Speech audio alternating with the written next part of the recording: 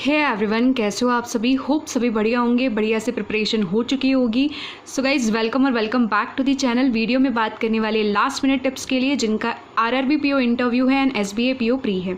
Okay, video को last तक देखना है क्योंकि 2-3 चीज़ें इंपॉर्टेंट बताने वाली हूँ जिससे कि आपको कल के एग्जामिनेशन में जो भी आपने प्रिपरेशन करी है ना उसको सिस्टमैटिक वे में आप क्या कर सकते हो, एक परफॉर्म कर सकते हो आपको। ठीक है, क्योंकि इंटरव्यू में भी आपको परफॉर्मेंस देनी है और एसबीए पीओ में भी आपको बेस्ट परफॉर्मेंस देनी है। ठीक है, तो चलिए स्टार्ट करते हैं। सबसे पहली बात, एक छोटी सी अपडेट, क्योंकि हम लोगों ने किया था एसबीए पीओ के लिए 5 days 5 मॉक चैलेंज, लेकिन आप भी जानते हो कि प्री प्लस मेंस को थोड़ा बैलेंस करना मुश्किल होता है। इसीलिए मैंने यहाँ पे डे 1 एंड डे 2 की तो लिंक डाल दी है डिस्क्रिप्शन में, जहाँ पे हमने लाइव मॉक किया था।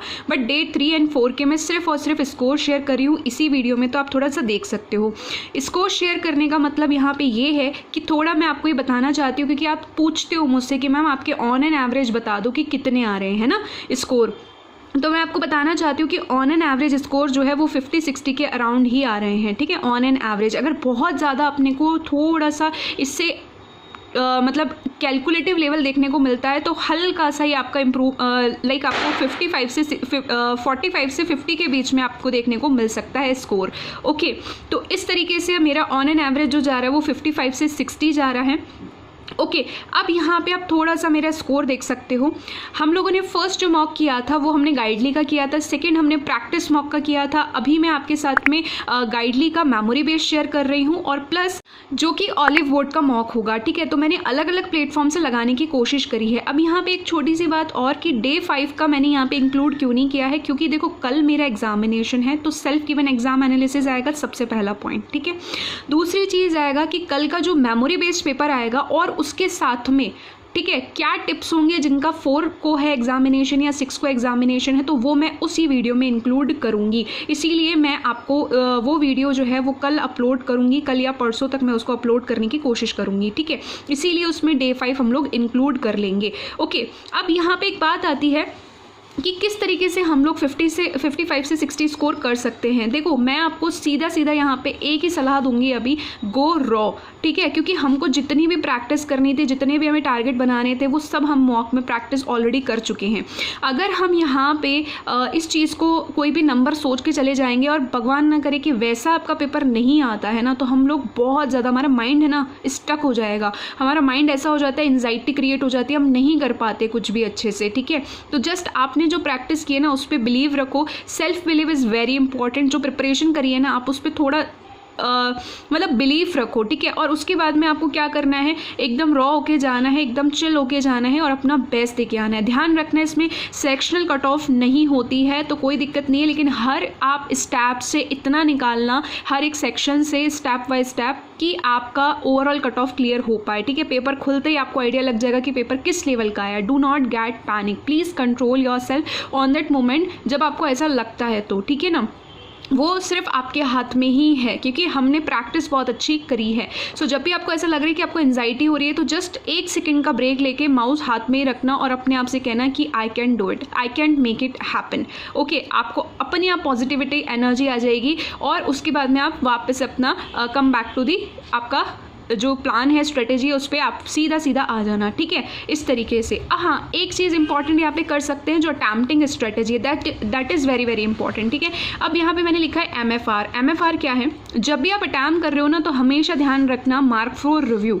मार्क फॉर रिव्यू का मतलब क्या होता है कि आप जब यहाँ से चल रहे हो फर्स्ट क्वेश्चन से, यहाँ से सेकेंड क्वेश्चन, इस तरीके से नंबर पैलेट आपकी चल रही होती है, क्वेश्चन पैलेट। ठीक है, तो आपको क्या करना है, या तो फर्स्ट से स्टार्ट करो या फिर आप क्या कर सकते हो, इधर कॉर्नर से स्टार्ट करो या फिर आप लास्ट से भी स्टार्ट कर सकते हो, जैसे 30 या 35 क्वेश्चन से, कि जो क्वेश्चंस आपके मिसलेनियस है ना वो आप हाथों हाथ करते जाओगे और जो आपको लग रहा है जैसे आरसी है तो उसको आप लास्ट में करोगे, तो मार्क फॉर रिव्यू। जैसे ही आपकी डेटा सफिशिएंसी Q1 Q2 के क्वेश्चन है कि उनको मार्क फॉर रिव्यू के वो लास्ट में करेंगे। कोई ऐसी पजल लग रही है आपको कि लाइक अभी नहीं, इसको लास्ट में करेंगे, है ना, तो उसको आप मार्क फॉर रिव्यू। तो मार्क फॉर रिव्यू से उसका कलर हो जाएगा चेंज। इसका मतलब क्या है कि मिसलेनियस करने के बाद में डायरेक्ट उन क्वेश्चंस पे आपको आना है और जो बीच बीच में रेड पोर्शन आपको दिख रहे होंगे, जो आप सेव एंड नेक्स्ट करके छोड़ते जाओगे, रेड पोर्शन आपको दिख रहे होंगे, इसका मतलब आपको पता है कि आपको उनको अटैम्प्ट नहीं करना है, आपने बिल्कुल उसको स्किप ही कर देना है। ठीक है, चाहे वो स्टार्ट में करो या कैसे भी मिसलेनियस करते हुए आपने छोड़े हों। तो मिसलेनियस में 5 क्वेश्चन दे रखे हैं ना, एक क्वेश्चन ऐसा होगा, 2 क्वेश्चन ऐसे होंगे होंगे जो आपको नहीं आ रहे होंगे, please do not waste your time on that question. वो आपको इसीलिए दे रखे हैं क्योंकि एग्जामिनर भी जानता है कि बच्चा मिसलेनियस से स्टार्ट करेगा और वो मिसलेनियस में भी कुछ ट्रिकी डाल सकता है। SBI है, सरप्राइज बैंक ऑफ इंडिया है, इसीलिए थोड़ा सा आप मेंटली प्रिपेयर होके जाओ। जो इंसान मेंटली प्रिपेयर रहता है ना, वो अपने आप को हर स्टेज में संभाल लेता है, ठीक है। So that is important. तो आपको क्या करना है, सबसे पहले मिसलेनियस क्वेश्चंस करने हैं, उसके बाद में पजल, DI, अर्थमेटिक या फिर आपके जैसे RC वगैरह आता है उनको आप करना। RC से पहले आप थोड़ा पैराजम्बल और क्लोज टेस्ट को करना, उसके बाद में लास्ट में RC को करना। इस तरीके से आपको करना है, ओके। अगेन अब यहाँ पे थोड़ा सा बात कर लेते हैं। Self believe is very very important, चाहे आप RRB का इंटरव्यू देने जा रहे हो या SBI PO प्री का एग्जाम देने जा रहे हो, ठीक है।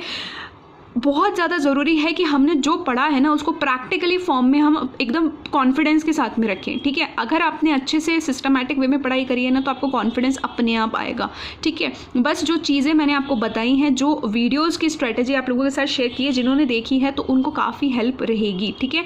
कोई बात नहीं, अगर आपका आगे आने वाले दिनों में इंटरव्यू है, आपने वो स्ट्रेटेजी नहीं देखी है तो लिंक डिस्क्रिप्शन में है, आप जाकर तब भी देख सकते हो, ठीक है। कोई इशू नहीं है।